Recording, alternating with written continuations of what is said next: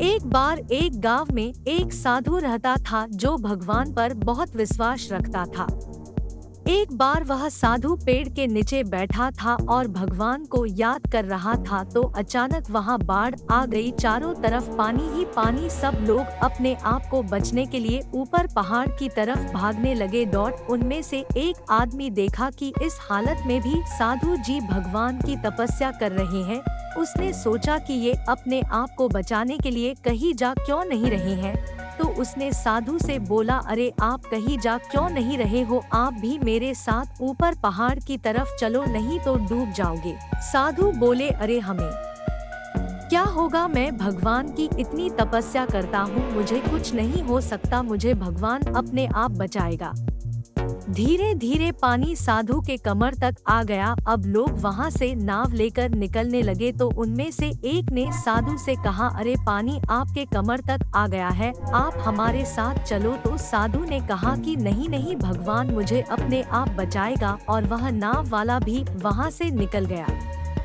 कुछ देर बाद पानी इतना बढ़ गया कि साधु के सर तक पहुँच गया और अब लोगों को बचने के लिए हेलीकॉप्टर से निकलने लगे। एक हेलीकॉप्टर साधु के पास आया जो कि आखिरी हेलीकॉप्टर था। साधु के पास नीचे रस्सी फेंकी और बोला, इसे पकड़ो और ऊपर आ जाओ, नहीं आप डूब जाओगे। यह आखिरी हेलीकॉप्टर है और आपके पास में दूसरा कोई रास्ता नहीं है बचने के लिए। साधु ने कहा, यह रस्सी वापस ऊपर खींच लो और आप चले जाओ, मुझे भगवान के ऊपर पूरा भरोसा है, वह मुझे बचा लेगा।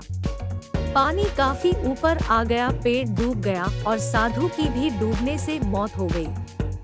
मरने के बाद साधु भगवान के पास गया और बोला, है भगवान, मैंने पूरी जिंदगी आपकी तपस्या की, मेरा सारा जीवन आपकी आराधना करने में लगा दिया, फिर भी इतने भरोसे के साथ इंतजार किया कि तुम मुझे बचने आओगे, लेकिन वहाँ मेरी डूबकर मौत हो गई और तुम नहीं आए, ऐसा क्यों?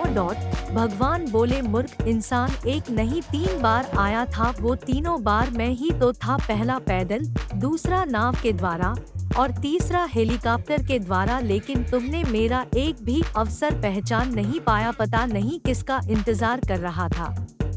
इस तरह से जिंदगी में हमें ऊपर वाला बहुत से मौके देता रहता है, लेकिन हम सब उस मौके को ठुकराकर पता नहीं किस चीज का इंतजार कर रहे होते हैं कि वो होगा तभी मैं करूँगा, और इस बात पर अड़े रहने से एक वक्त के बाद वो मौका हाथ से निकल जाता है और हम कुछ नहीं कर पाते हैं। तो किसी भी अच्छे समय का इंतजार मत करो, जो भी करना है आज और अभी से ही शुरू कर दो।